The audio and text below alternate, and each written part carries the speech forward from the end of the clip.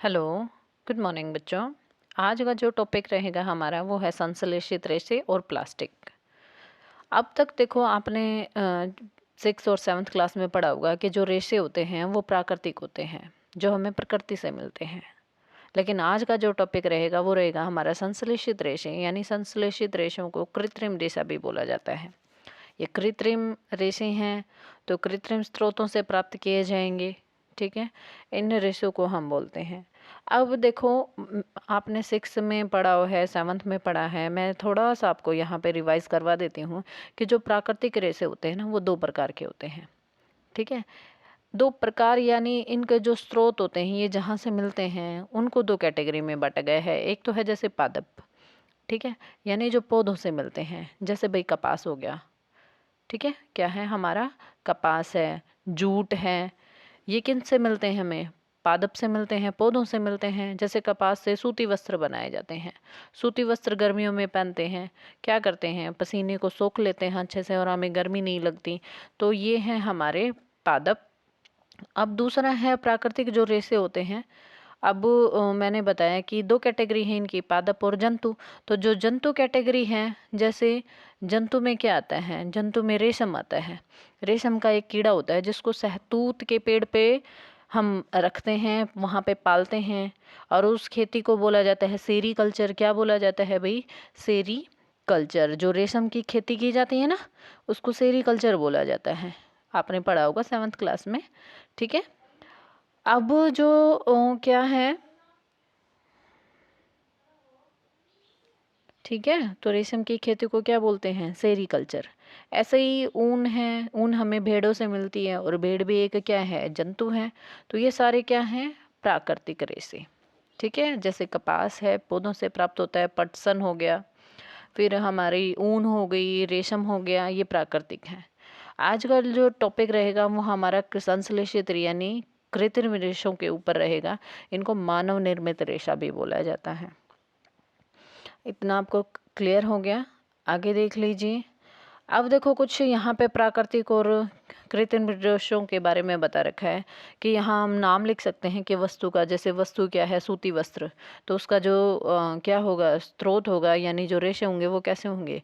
प्राकृतिक होंगे। उसके बाद हम नायलॉन लिख सकते हैं। ठीक है, क्या लिखेंगे? नायलॉन। ठीक है, नायलॉन है भाई। नायलॉन हमें कहाँ से मिलता है? कृत्रिम रेशों से मिलता है। रेशम है, रेशम हमें कहाँ से मिलेगा? प्राकृतिक रेशों से मिलेगा। तो इस प्रकार हम यहाँ पे कैटेगरी बना सकते हैं अलग अलग रेशों की। इसके बाद आप देख लीजिए, इन्होंने यही बता रखा है कि कपास है, ऊन है, रेशम है, ये हमें पौधों से मिलते हैं।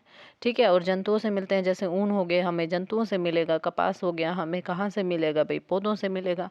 दूसरी ओर जो संश्लेषित रेशे होते हैं वो मानव द्वारा बनाए जाते हैं, यानी मनुष्य बनाता है उनको, इसलिए ये संश्लेषित या मानव निर्मित रेशे कहलाते हैं। ठीक है, मानव निर्मित होते हैं, इनको मशीनों से बनाया जाता है, इसलिए इन्हें मानव निर्मित रेशे बोला गया है। अब ये संश्लेषित रेशे होते क्या हैं तो देख लीजिए। ये संश्लेषित रेशे क्या होते हैं भाई? देखो इनकी बनावट दिखाई गई है। एक क्लिप को जोड़कर, एक क्लिप के साथ दूसरी, दूसरी के साथ आगे तीसरी को जोड़ा गया है और ऐसे एक पूरी चेन बना दी गई है। जैसे यहाँ पे मोती डाले गए हैं, मनकों से एक हार बना दिए गए हैं। इसी प्रकार यहाँ पे क्या होता है, संश्लेषित रेशों में एक इकाई को जोड़ा जाता है। ठीक है, एक संश्लेषित रेशा भी एक छोटी इकाइयों को जोड़कर बनाई गई एक श्रृंखला होती है। ठीक है, और जो इकाई होती है ना छोटी से छोटी, वो किससे बनी होती है? रासायनिक पदार्थों से बनी होती है। अब देखो, एक ये जोड़ दिया हमने, दूसरी इसको जोड़ दिया, तो ये जो पार्ट है ना इसको इकाई बोलते हैं। ठीक है, अब ऐसी बार बार इन इकाइयों को हम जोड़ते जाएंगे तो इसको बोलेंगे बहुलक। क्या बोलेंगे? बहुलक, यानी बहुत मात्रा में आ गया है। इसको इंग्लिश में पॉलीमर बोला जाता है। और ये ग्रीक भाषा में बोलें कि पोली का, तो पोली का मतलब होता है अनेक, यानी बहुत ज़्यादा, और मर का मतलब होता है इकाई। यानी एक इकाई जो है वो बहुत ज़्यादा बार आ जाए तो वो क्या बन जाएगा? बहुलक, यानी पॉलीमर बन जाएगा। और ये जो संश्लेषित रेशे हैं या कृत्रिम रेशे भी हैं, उनमें भी क्या होता है, वो बहुलक होते हैं, जैसे कपास है, ठीक है, जिससे सूती वस्त्र बनाए जाते हैं। तो कपास में क्या होता है, ग्लूकोज, ग्लूकोज, ग्लूकोज और ग्लूकोज, जब ग्लूकोज इकट्ठा होना शुरू हो जाता है, ठीक है, जब प्रकाश संश्लेषण अभिक्रिया होती है तो ग्लूकोज बनेगा, और वो ग्लूकोज जब जमा होना शुरू हो जाएगा, ग्लूकोज ग्लूकोज, तो उस ग्लूकोज को हम धीरे धीरे, जब वो ज़्यादा इकट्ठा हो जाएगा तो उसको पॉलीमर, यानी पॉलीमर बोलेंगे, बहुलक, और उस बहुलक का नाम होगा सेलुलोज। क्या नाम होगा, सेलुलोज। देखिए जैसे आगे हम देख लेते हैं, ये लिखा हुआ है कि बहुलक प्रकृति में भी पाए जाते हैं, ठीक है। उदाहरण के लिए जैसे कपास भी क्या है, एक बहुलक है जो सेलुलोज कहलाता है, यानी जो कपास होता है वो क्या है, किसका बना हुआ है, सेलुलोज का। और जो सेलुलोज बड़ी संख्या में होता है ना, वो उसके अंदर जो छोटा सा पार्ट है, ये वाला जो छोटा पार्ट है, ये किसका बना हुआ है, ग्लूकोज का। समझ आ गया, ठीक है। अगर आपको कोई भी डाउट हो तो आप मुझे कमेंट करके बता सकते हैं। चलिए आगे चलते हैं, रेयॉन के बारे में स्टडी कर लेते हैं। रेयॉन देखो क्या है, जैसे हम रेशम है भाई, मैंने आपको बताया था कि रेशम जो होता है ना, वो शहतूत के पेड़ पे पाला जाता है, ये कीट होता है, ठीक है। और सबसे पहले ये इम्पोर्टेंट क्वेश्चन बनता है कि इसकी खोज कहाँ की गई थी, चीन में। शहतूत पे जो पाले जाने वाला कीड़ा है, जिसको रेशम कीट बोलते हैं और जिससे हमें रेशम के धागे मिलते हैं, वो कहाँ इसकी खोज की गई थी, सबसे पहले चीन में। इसे लंबे समय तक बड़ी गोपनीयता से रखा गया, यानी किसी बाहर वाले देश को पता नहीं चला कि ये इतना चमकदार जो धागा होता है, इससे ये बड़ा महंगा होता है, और ये कहाँ से प्राप्त होता है, ये चीन ने इसको क्या रखा, छुपाए रखा, ठीक है।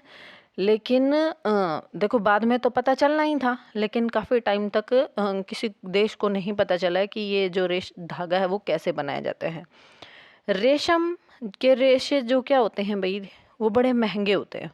क्यों महंगे होते हैं, देखो शहतूत के पेड़ लगाने पड़ेंगे, उसके ऊपर के रेशम का कीट डाला जाएगा, रेशम का कीट क्या करेगा, कुछ टाइम तक उस पत्तियों को खाता रहता है शहतूत की, उसके बाद जब वो खाने के बाद थोड़े से टाइम के लिए बैठता है, फिर अपने मुंह में से एक लार निकालता है, मुंह में से एक प्रकार की लार निकालता है, और वो लार होती है प्रोटीन के। क्वेश्चन ये बन सकता है कि जो रेशम कीट अपने मुंह से जो लार निकालता है वो किसकी बनी होती है, तो वो प्रोटीन की, वो प्रोटीन होता है। और क्या करेगा प्रोटीन, जब वो रेशम कीट होता है वो अपने मुंह से लार निकालता है ना, ठीक है, तो वो ही उसके चारों तरफ क्या हो जाती है, धीरे धीरे सूखना शुरू हो जाती है वो लार, और क्या थोड़े से टाइम के बाद वो जो कीट होता है वो उसी लार के अंदर बंद हो जाता है, उसको कोकुन बोलते हैं। क्या बोलते हैं, कोकुन। अब ये देखिए कीट उसके अंदर बंद हो गया है, उसको कोकुन बोलते हैं। तो क्वेश्चन पूछ लिया जाता है कि रेशम जो होता है वो हमें रेशम के कीट की किस अवस्था से प्राप्त होता है, तो उसको बोलते हैं कोकुन। अब क्या करेंगे, थोड़ा सा गर्म पानी करेंगे या उसको गर्म भाप दी जाती हैं, ठीक है, और जो रेशम का जो धागा होता है उसको वहाँ से कीट से अलग कर लिया जाता है। अब इतना लंबा प्रोसेस है, तो कपड़ा बनेगा तो क्या होगा, वो महंगा होगा, ठीक है, परंतु इसकी बनावट क्या होती है, बहुत सुंदर होती है। तो क्या है, जो लोग इसको पहनना पसंद करते हैं वो महंगा भी इसे खरीद लेते हैं। लेकिन इसी चीज़ को देखते हुए एक कृत्रिम रेशम बनाया गया, यानी रेयॉन को हम क्या बोलते हैं, कृत्रिम रेशम भी बोलते हैं। ये वैसा ही चमकदार होता है लेकिन थोड़ा सस्ता होता है। रेशम को कृत्रिम रूप से बनाने के प्रयास किए गए, ठीक है, कि इतना महंगा कपड़ा भाई, तो क्यों ना इसको मशीनों से बनाया जाए, उसकी बनावट और उसका जो चमक है वह वैसे ही रखी जाए।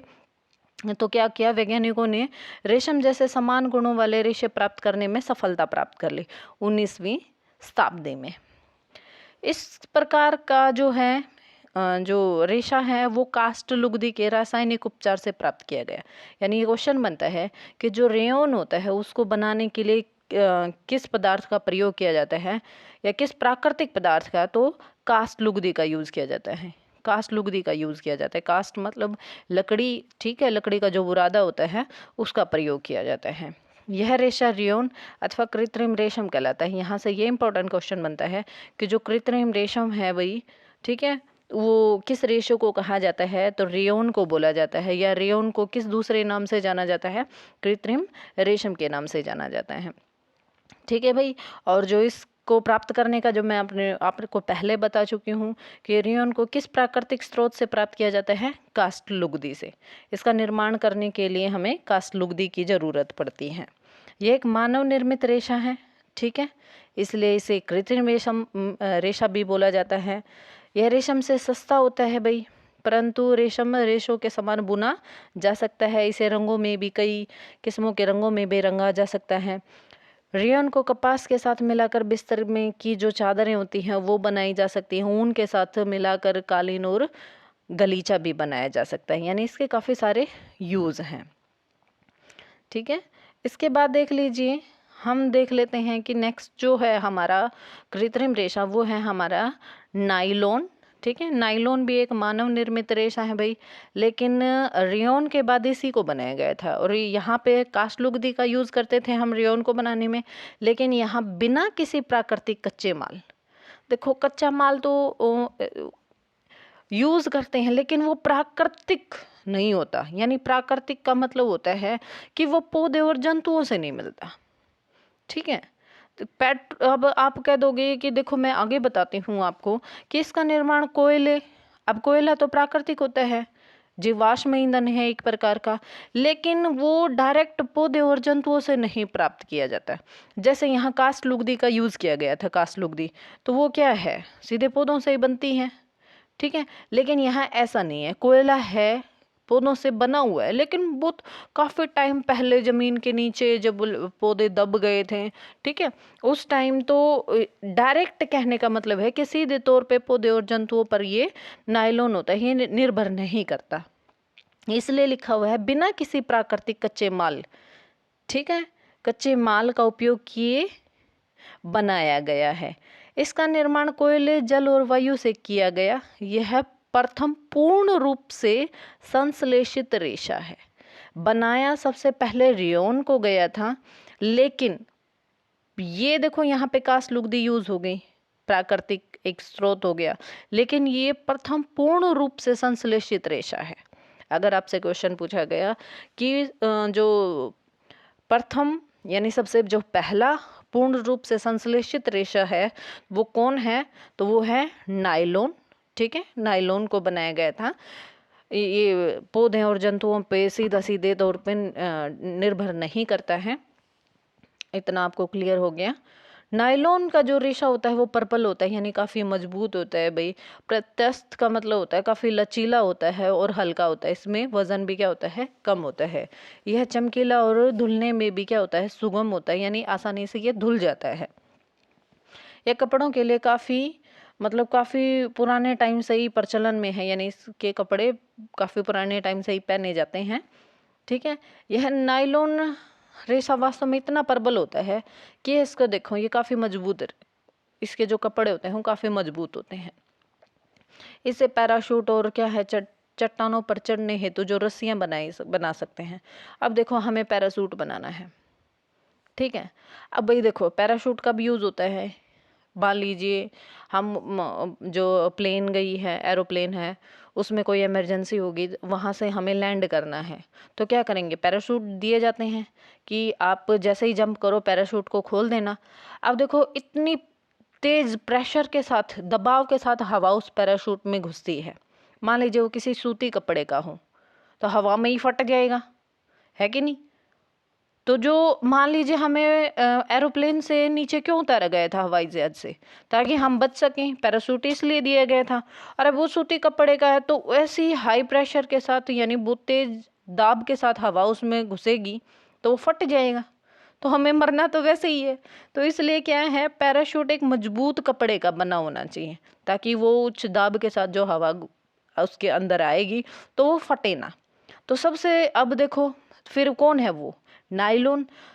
नायलॉन एक मजबूत कपड़ा है भाई, ठीक है, रेशा है जिससे मजबूत कपड़े बनेंगे। तो जो पैराशूट होता है वो किसका बनाया जाता है, नायलॉन का। ऐसे ही क्या है, चट्टानों पर, चट्टान का बड़े बड़े ऊंचे ऊंचे पहाड़ होते हैं और उन रस्सियों के सहारे हमें उन पे चढ़ना होता है।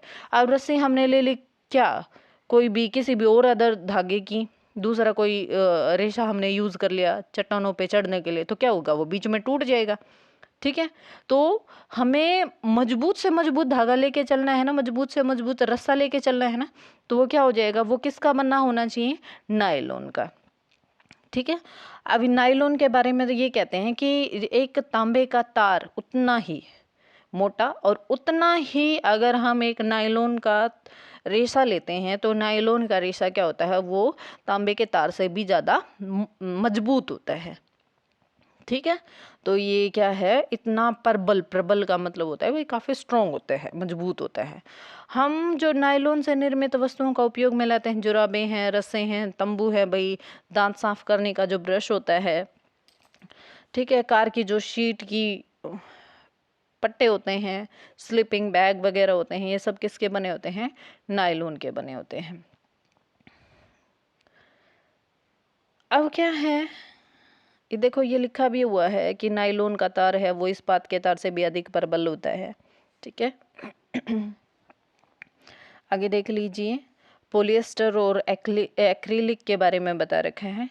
क्या होता है पॉलिएस्टर और एक्रिलिक, देखिए एक्रिलिक एक कृत्रिम ऊन होती है भाई, ठीक है, और पॉलिएस्टर भी एक कृत्रिम रेशा ही है। ये कृत्रिम रेशा है, इससे कपड़े आसानी से क्या नहीं आती, इसके अंदर सलवटें नहीं आती। सलवटें समझते हो ना, जैसे हम प्रेस करते हैं, सूती वस्त्र होते हैं, धोने के बाद क्या होते हैं, एकदम से ऐसे उसमें सलवटें बहुत ज़्यादा आ जाती हैं और उस पर इस्त्री करनी ही पड़ती हैं। तो ये जो पॉलिएस्टर के बने कपड़े होते हैं, ऐसा इनमें कुछ नहीं होता। ठीक है, ये सपाट होते हैं, सरलता पूर्वक धुल जाते हैं। ठीक है भाई, और आपने देखा होगा कि काफ़ी सुंदर सुंदर कमीज़ें और दूसरे जो पहनने के कपड़े बने होते हैं। एक है टेरिलीन, ठीक है, ये भी एक लोकप्रिय पॉलिएस्टर है। ठीक है, इसके भी महीन धागे होते हैं जिससे जो भी कपड़ा बनता है वो बहुत काफ़ी सुंदर दिखता है। इसके बाद लिखा हुआ है भाई, देखिए एक ये लिखा हुआ है पेट, PET। ठीक है, इसकी काफ़ी बार फुल फॉर्म पूछ ली जाती है, तो आप इसकी फुल फॉर्म है वो याद रखेंगे। P का मतलब होता है पोली, E का मतलब होता है इथिलीन, ठीक है, और T का मतलब होता है टेरेथलेट। ठीक है, ये काफ़ी सुपरिचित जो क्या होता है पॉलिएस्टर है, ये भी एक पॉलिएस्टर है। इससे बोतलें, बर्तन, ठीक है, और तार जो काफ़ी उपयोगी चीज़ें होती हैं घर की, वो बनाई जाती हैं। तो ये आप याद रखें। इसके बाद देखो, ये जो आप बार बार पढ़ रहे हो ना, पॉलीएस्टर, एस्टर, ठीक है, पोली का मतलब तो मैंने आपको बताया था, ऊपर भी बताया है कि पोलीमर, पोली का मतलब होता है मैनी, यानी ज़्यादा बार। और एस्टर जो होता है ना, एस्टर एक रसायन है भाई, एक केमिकल है एक तरीके का। ठीक है, और ये क्या करता है, जैसे घर में क्या हुआ है, बनाना आया है या एप्पल आया हुआ है, और आप जैसे ही घर में घुसोगे आपको पता चल जाएगा खुशबू से कि घर में क्या रखे हुए हैं, सेब रखे हुए हैं। उनकी क्या होती है, एक मतलब सुगंध होती है। ठीक है, एक प्रकार की गंध होती है उनके अंदर। तो वो किसकी वजह से होती है, वो एस्टर की वजह से। एस्टर वे रसायन है जो फलों को उनकी क्या देते हैं भाई, गंध प्रदान करते हैं। ठीक है, अब कपड़े कैसे बनते हैं, जैसे पोली कोट है, पोली वुल है। पोली का मतलब होता है ज़्यादा, वुल का मतलब होता है ऊन। ठीक है, कोट का मतलब यहाँ पे कॉटन है, टेरिकोट है। ठीक है, आदि नामों से आपने संश्लेषित रेशे देखे होंगे। अब देखो, ये देखो, ये दो प्रकार के रेशों से मिलकर बनाए जाते हैं। जैसे पोलीकोट है, ठीक है, इसमें पोलिएस्टर मिलेगा और क्या मिलेंगे हमें, कपास, यानी कोट मतलब कॉटन। पोलीवुल यानी पोलिएस्टर होगा, और वुल मतलब ऊन का मिश्रण होगा इसके अंदर। तो ये सारी चीज़ें नाम आप याद रखेंगे कि पोलीकोट, तो पोलिएस्टर में क्या मिलाया गया है, कॉटन मिलाया गया है जिसको हम कपास बोलते हैं। पोलीवुल जो होता है, ठीक है, पोलीवुल जो होता है उसके अंदर पोलिएस्टर और क्या मिलाई जाती है, ऊन मिलाई जाती है। ठीक है, वुल मतलब ऊन जो होती है। हम सर्दियों में क्या पहनते हैं, स्वेटर पहनते हैं, शॉल है, कंबलों का यूज़ करते हैं, प्रयोग करते हैं इनमें। ठीक है, तो इनमें से क्या होते हैं, कुछ प्राकृतिक ऊन से बने होते हैं और कुछ कृत्रिम ऊन से बने होते हैं, लेकिन देखने में क्या होते हैं, एक जैसे ही दिखाई देते हैं। ठीक है, तो ये जो रेशे होते हैं ना, इनको संश्लेषित रेशे बोला जाता है। दिखते तो प्राकृतिक जैसे हैं, लेकिन ये थोड़े से सस्ते होते हैं प्राकृतिक रेशों से। देखो प्राकृतिक रेशे महंगे क्यों होते हैं भाई? अब जैसे देखो ऊन है, ऊन बकरी है, भेड़ है, भेड़ के बालों से बनती है। अब भेड़ देखो कहाँ कहाँ घूमती है, उसके बाल कितने गंदे हो जाते हैं। उनके बालों को उसको पहले बेड से उतारा जाता है, फिर उनको धोया जाता है, साफ किया जाता है, फिर उनके बालों को छाटा जाता है, फिर मशीनों से क्या बनाएंगे, उनसे ऊन बनाई जाएगी। तो एक लंबा प्रोसेस हो गया ना, इसलिए ये जो प्राकृतिक रेशे होते हैं, प्राकृतिक ऊन होती है, क्या होते हैं, काफ़ी महंगे होते हैं। लेकिन जो संश्लेषित रेशे होते हैं ना, उनका इतना लंबा प्रोसेस नहीं होता। इसके इसलिए वो क्या होते हैं, प्राकृतिक रेशे से थोड़े से सस्ते होते हैं। और ये जो मैंने आपको बताया कि ये जो एक्रिलिक है ना, ठीक है, ये एक प्रकार की ऊन है, ये प्राकृतिक ऊन की ही जैसी दिखती है, ठीक है, लेकिन ये थोड़ी सी सस्ती होती है। प्राकृतिक स्रोतों से प्राप्त होने वाली ऊन काफ़ी महंगी होती है, जबकि एक्रिलिक से बनी वस्तुएं अपेक्षाकृत कैसी होती हैं भाई, सस्ती। ये विभिन्न रंगों में भी उपलब्ध होती हैं। संश्लेषित रेशे अधिक टिकाऊ, पहुंच के भीतर होते हैं, ठीक है, और ये इसीलिए यही कारण है कि प्राकृतिक रेशों की अपेक्षा अधिक लोकप्रिय हैं, टिकाऊ भी हैं, दिखने में भी सुंदर हैं, और प्राकृतिक रेशों के मुकाबले क्या हैं भाई, महंगे भी नहीं हैं, ठीक है। तो इसलिए क्या हो जाएंगे, ये लोकप्रिय हो जाएंगे। आपको समझ आया? अब देखिए आगे देख लेते हैं। लेकिन इनका एक देखो, अगर किसी कोई चीज़ अच्छी है तो उसके साइड इफ़ेक्ट भी होते हैं ना। तो ऐसे ही क्या हैं, जो प्राकृतिक रेशे होते हैं ना, वो क्या करेंगे, मान लीजिए उनको हम गर्म करते हैं या उनमें आग लग जाती है प्राकृतिक रेशों में, तो वो थोड़े से जलेंगे और वो अपने आप क्या हो जाएंगे, बुझ जाएंगे, उनमें आग लंबे टाइम तक रहती नहीं। लेकिन जो संश्लेषित रेशे हो ना, वो गर्म करने पर क्या हो जाते हैं, पिघल जाते हैं। आपने देखा होगा, पॉलीथीन लीजिए आप, उसमें आग लगाइए, क्या होगा, बूंद बूंद करके पॉलीथीन ऐसे पिघल पिघल के नीचे गिरना शुरू हो जाएगा। ऐसे ही संश्लेषित रेशे होते हैं, जब हम उन्हें गर्म करते हैं तो वो पिघलना शुरू हो जाते हैं। ये वास्तव में संश्लेषित रेशों का एक हानिकारक गुण है। यही सबसे बड़ी इनकी जो हानि है वो यही है, सस्ते भी हैं, ठीक है, टिकाऊ भी होते हैं, इनका कलर भी बड़ा अच्छा होता है, दिखने में भी सुंदर दिखते हैं, लेकिन ये क्या होते हैं, गर्म करने पर पिघलने लगते हैं। यदि इन वस्त्रों में आग लग जाती है ना, तो ये बहुत आपदाजनक हो सकता है। कपड़ा पिघल जाता है और पहनने वाले के शरीर पर ही चिपक जाता है, ठीक है, यानी जिसने पहने हुए हैं उस व्यक्ति के शरीर पर ये कपड़े चिपक जाते हैं, तो मान ली तो पूरी स्किन ही मतलब जल जाती है उसकी। हम प्रयोगशाला अथवा रसोई घर के कार्य करते समय संश्लेषित वस्त्र नहीं पहनने चाहिए। क्लियर हो गया आपको इतना? लेकिन प्राकृतिक रेशों जो प्राकृतिक रेशे होते हैं, प्राकृतिक कपड़े होते हैं भाई, प्राकृतिक रेशों से बने जो कपड़े होते हैं वो ऐसे नहीं होते, ठीक है। उनमें अगर आग लगती भी है ना, तो स्किन पे नहीं चिपकते वो। और आप देख लो, आप एक संश्लेषित रेशा और एक प्राकृतिक रेशा लो और उनको जलाओ, ठीक है, आप क्या देखोगे कि प्राकृतिक रेशा है, जैसे से बाल है हमारा, ठीक है, उस पे आप उसको जला के देखो, वो थोड़ा सा जलेगा और उस थोड़े से टाइम के बाद क्या हो जाएगा, वो अपने आप आग उसकी क्या हो जाएगी, बुझ जाएगी, ठीक है। चलिए आगे देखिए, ये एक इम्पोर्टेंट क्वेश्चन है।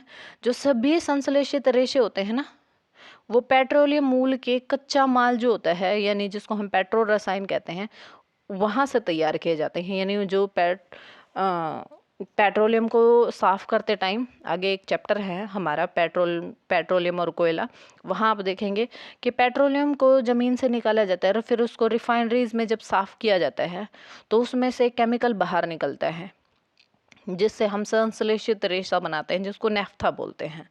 तो इनको क्या बोला गया है, पेट्रो रसायन, यानी पेट्रोलियम से जो निकलने वाले केमिकल होते हैं वो संश्लेषित रेशे बनाने में हेल्प करते हैं, तो इनको हम पेट्रो रसायन बोलते हैं। इस बात को आप ध्यान रखेंगे। नेक्स्ट है आगे कि संश्लेषित रेशों के गुणधर्म क्या होते हैं। तो गुणधर्म हमें पता है कि ये काफ़ी लोकप्रिय होते हैं। क्यों? ये जल्दी सूख जाते हैं, अधिक चलाऊ होते हैं, कम महंगे होते हैं, आसानी से उपलब्ध हो जाते हैं और इनका रख रखाव भी क्या है भाई, सुविधाजनक होता है। इनका वजन क्या होता है, हल्का होता है, कहीं भी हम इनको ले जा सकते हैं। ठीक है, ये महंगे भी नहीं होते। प्राकृतिक जो रेशे होते हैं उनके मुकाबले काफ़ी सस्ते होते हैं। ठीक है, और पानी में भी क्या होते हैं, ये पानी भी ज़्यादा नहीं सोखते। ठीक है, जल्दी सूख जाते हैं, सलवटें भी इनमें ज़्यादा नहीं पड़ती। तो आगे देख लीजिए क्या दे रखा है। संश्लेषित रेशे भाई जल कम सोखते हैं। ठीक है, अब क्या है, इनका जो मूल्य होता है यानी प्राइस जो होता है वो भी कम होता है। ये बात मैं आपको बता चुकी हूँ। ठीक है, आगे देखिए ये है प्लास्टिक, और प्लास्टिक का जो टॉपिक है वो हम करेंगे नेक्स्ट लेक्चर के अंदर।